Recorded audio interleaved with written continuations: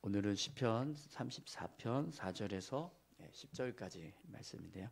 여호와의 선하심을 맛보아 아는 자라는 제목으로 같이 함께 말씀을 나누겠습니다. 어제 말씀에서 다윗이 하나님을 항상 찬송하겠다라고 하는 고백을 우리가 함께 보았습니다. 그런데 이제 사실 이 시편 34편의 말씀은 다윗이 이렇게 항상 하나님을 찬송하겠다라고 하는 고백을 할 수 있는 상황이 아닙니다. 아비멜렉 블레셋 왕인 아비멜렉에게 찾아가서 도움을 요청하려고 했다가 자신이 골리앗을 쓰러뜨린 사람이라는 것이 발각되면서 결국에는 미친 척하고 그 자리에서 이렇게 생명을 건질 수 있는 그런 상황이었습니다.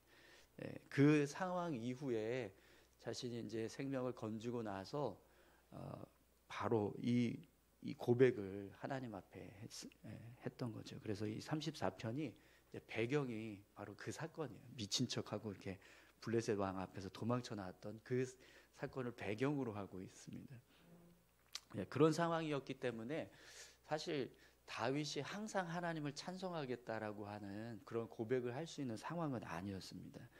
그럼에도 불구하고 다윗이 하나님을 향해서 내가 항상 하나님을 찬송하겠다, 하나님의 이름을 높이겠다 이렇게 이제 고백하는 이 찬송의 고백이 하나님 앞에서 진실한 고백이 되고 또 삶을 회복할 수 있는 어떤 그런 은혜를 얻게 되는 고백이라고 그렇게 말씀을 드렸습니다.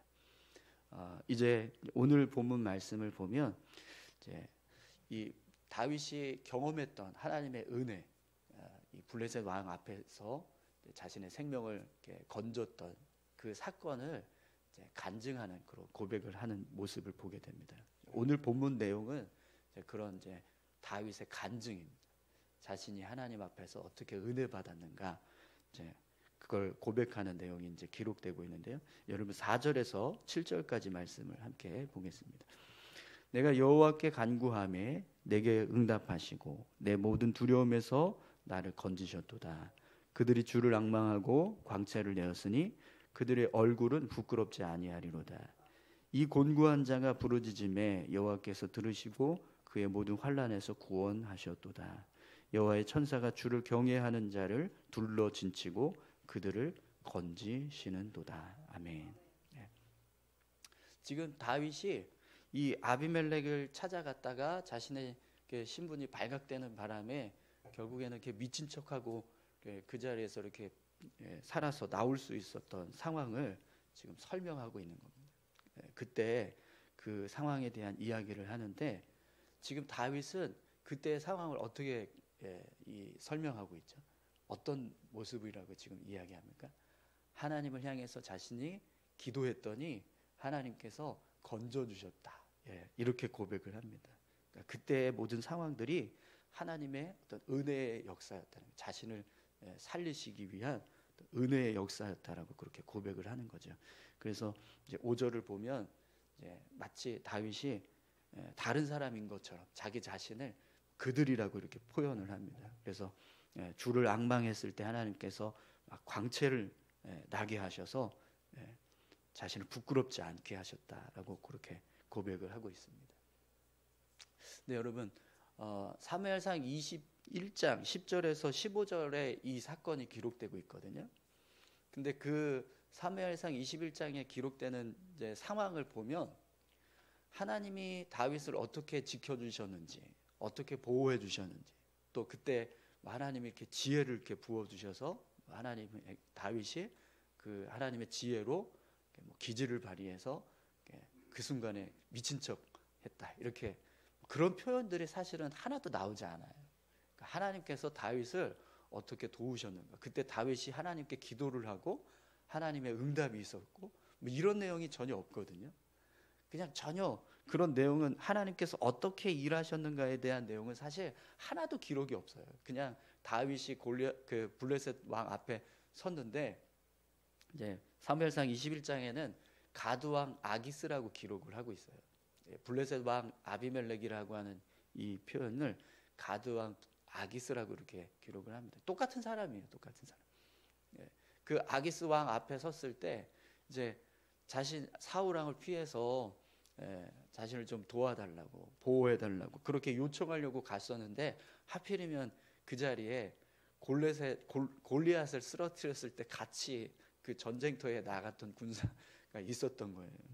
그래서 다윗이 이제 그 사람이라는 이야기를 하면서 신분이 발각되니까 그때 순간적으로 침을 질질 흘리면서 막 문 앞에서 막 이렇게 이상한 행동을 하니까 그걸 보고 이제 아기스가 나한테 사람이 뭐 없어서 이렇게 미친 사람까지 데려오려고 하냐 그러면서 다윗을 쫓아내거든요. 그러니까 그런 상황이지 이 사건에서 뭔가 이렇게 하나님이 역사를 하셨고 다윗에게 순간적으로 지혜를 주셨고 뭐 그런 내용은 전혀 기록되지 않아요. 그런데 오늘 본문에서 우리 시편 34편에서 다윗이 고백하는 모습을 보면 그 순간에 있었던 모든 상황은 다 하나님의 역사라는 거예요. 하나님께 다 기도해서 하나님이 응답해 주신 은혜의 역사라는 거예요. 하나님을 향해서 내가 간구했더니 하나님께서 내 얼굴에 광채를 내게 하셔서 내가 부끄럽지 않게 하시고 나를 정말 지켜주시는 그런 어떤 생명을 보호해 주시는 그 은혜의 사건이라고 지금 이렇게 고백을 하는 거죠. 그럼 여러분 왜 다윗이 이렇게 그때의 상황을 하나님의 은혜의 역사라고 그렇게 간증을 할까요? 사실 여러분 그때의 상황을 이렇게 깊이 생각해 보면 정말 하나님이 도우시지 않았으면 다윗은 그 자리에서 죽었을 겁니다. 왜냐하면 이 가드왕 앞에 딱 섰을 때 다윗은 정상적인 모습으로 섰어요. 처음서부터 미친 척하면서 간 게 아니라 그때는 멀쩡했단 말이에요. 그죠? 근데 저 사람이 사울은 천천히요, 다윗은 만만이다. 이거 노래 부르 막 이스라엘 사람들이 부르면서 했던 그 다윗인데요. 막 이렇게 얘기하는 그 순간에 갑자기 미친 척한 거거든요. 근데 그걸 여러분 정상적인 사람들이라면 그 모습을 볼 때, 제가 미쳤구나 이렇게 생각할까요? 아니면 저 녀석이 지금 살려고 미친 척 연기하고 있구나 이렇게 생각할까요? 제가 갑자기 막 이러면 여러분 제가 미쳤다고 하시겠어요? 네, 저 왜 저래 갑자기 연기하나, 왜 저런 행동을 하나 이렇게 생각하시지 미쳤다라고 딱 단정하지 않을 거란 말이죠. 근데 놀랍게도 그 상황에서 그 자리에 있던 어느 누구도 다윗이 연기하고 있다라고 생각하지 않아요.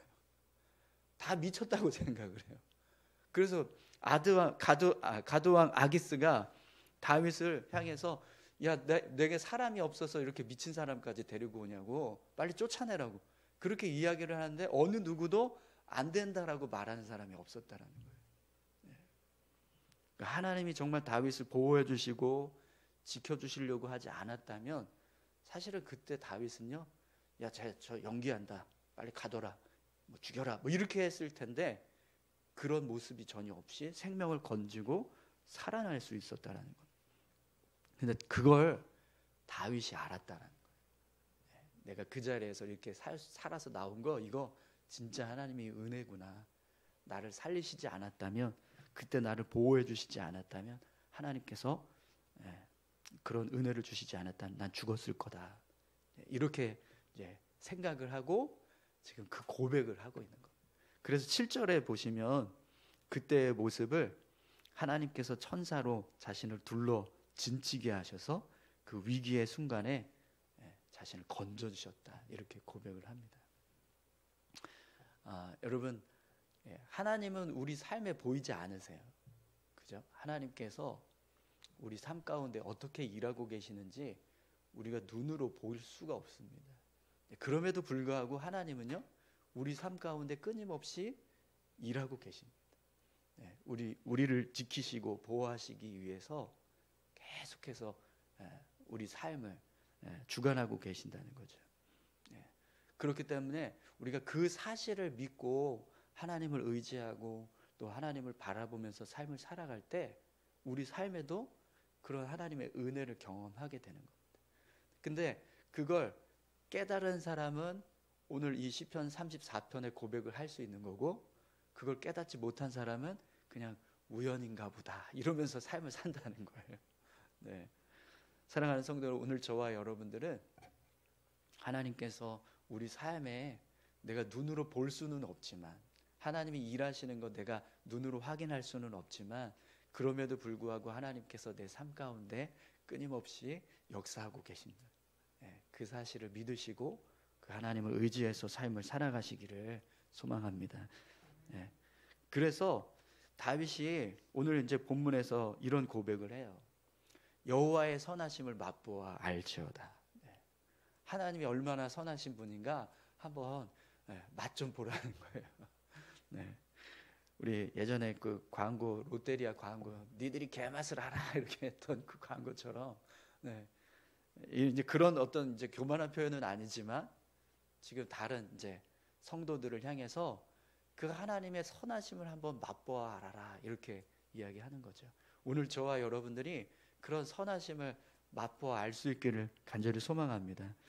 그래서 다윗이 어떤 고백을 하고 있는가 여러분 한번 보십시오. 8절에서 10절까지 말씀입니다. 너희는 여호와의 선하심을 맛보아 알지어다. 그에게 피하는 자는 복이 있도다. 너희 성도들아 여호와를 경외하라. 그를 경외하는 자에게는 부족함이 없도다. 젊은 사자는 궁핍하여 줄일지라도 여호와를 찾는 자는 모든 좋은 것에 부족함이 없으리로다. 아멘. 다윗은 하나님을 향해서 자신을 하나님께 피했을 때 복이 있다는 걸 경험했어요. 하나님을 향해서 피하는 자가 복이 있다. 이 고백을 하는 건 다윗이 지금 경험한 걸 지금 고백하는 겁니다. 하나님을 향해서 피하는 자는 복이 있습니다. 이렇게 고백하는 거죠. 여러분 하나님께 피하는 자는요 복이 있습니다. 또 다윗은요 하나님을 경외하는 자에게 부족함이 없다라고 고백합니다. 이걸 경험을 한 거예요. 아 정말 하나님 경외하니까 부족함이 없구나. 이걸 경험해서 이렇게 고백하는 거죠. 오늘 저와 여러분들에게도 하나님 경외하는 모습이 있기를 소망합니다. 그러면 우리 삶은요 부족하지 않습니다. 왜요? 하나님이 다 채워주시니까요. 이 젊은 사자가 궁핍하여 줄일지라도 여호와를 찾는 자는 좋은 것에 부족함이 모든 좋은 것에 부족함이 없으리로다. 이런 고백이 있잖아요. 이게 무슨 뜻이냐면 젊은 사자는 어린 사자를 의미하는 거거든요. 어린 사자, 그러니까 사자가 성숙하지 못하고 이렇게 어린 사자는요 사냥을 못해요. 잘 사냥을 해도 실패. 계속 사냥감이 도망가고 잡았다가 놓치고 이런 계속해서 이제 사냥을 실패하는 거예요. 그러면 사냥 실패하면 어떻게 돼요? 굶어야 되잖아요. 그래서 젊은 어린 사자는 계속 굶주릴 수밖에 없다는 거죠. 그런데 하나님을 찾는 자, 하나님을 경외하는 자는 어떻게 하신다고요? 하나님이 채워주시니까 부족하지 않다라는 겁니다. 그러니까 내가 비록 젊은 사자처럼 부족해도 하나님을 의지하고 삶을 살아갔을 때 하나님께서 부족하지 않게 채워주시는 그런 삶을 살게 된다. 이렇게 지금 고백하는 겁니다. 지금 다윗의 삶이 그렇죠. 젊은 그 나이에 사울 왕을 피해서 도망 다니고 있던 그때의 모습은 정말 젊은 사자 같은 모습이었어요. 그죠? 부족함이 많은 여러 가지로 아직까지 왕이 되기에는 연약한 모습들이 많았던 그런 모습. 근데 그 모습들을 하나님이 다 부족함을 채워주시고 정말 이스라엘의 정말 선한 왕으로 설 수 있도록 부족함을 채워주셨던 그 하나님, 생명을 지켜주시고 또 어려운 상황에서 위기의 상황에서 건져주시고 끊임없이 은혜 부어주셨던 그 하나님을 이렇게 표현을 하는 겁니다. 오늘 저와 여러분들의 삶에도 하나님의 선하심을 맛보아하는 은혜가 임하기를 소망합니다. 우리 같이 함께 기도하실까요? 함께 기도하실 때 오늘 다윗이 정말 하나님 찬양할 수 없는 그런 상황임에도 불구하고 하나님 찬양했던 그 모습, 그 이유가 눈에 보이지는 않지만 분명히 하나님께서 자신의 삶 가운데 역사하고 계셨다는 사실을 그가 알았기 때문입니다. 오늘 저희들의 삶도 똑같은 줄 믿습니다. 하나님 보이지 않지만 그러나 우리의 삶 가운데 일하고 계십니다. 우리가 그 사실을 믿고 하나님 경외하고 하나님을 의지할 때 오늘 우리의 삶도 다윗과 같은 삶을 살게 하실 줄 믿습니다. 생명을 건져주시고 또 부족함을 채워주시는 은혜를 더하실 줄 믿습니다. 우리 하나님 경외하고 하나님 의지하고 더 하나님 붙잡고 살아가는 믿음의 삶이 될 수 있게 해달라고 우리 같이 함께 다 같이 기도하시겠습니다. 하나님 아버지 감사합니다. 하나님 다윗이 블레셋 왕 앞에서 자신의 생명을 건졌던 그 순간은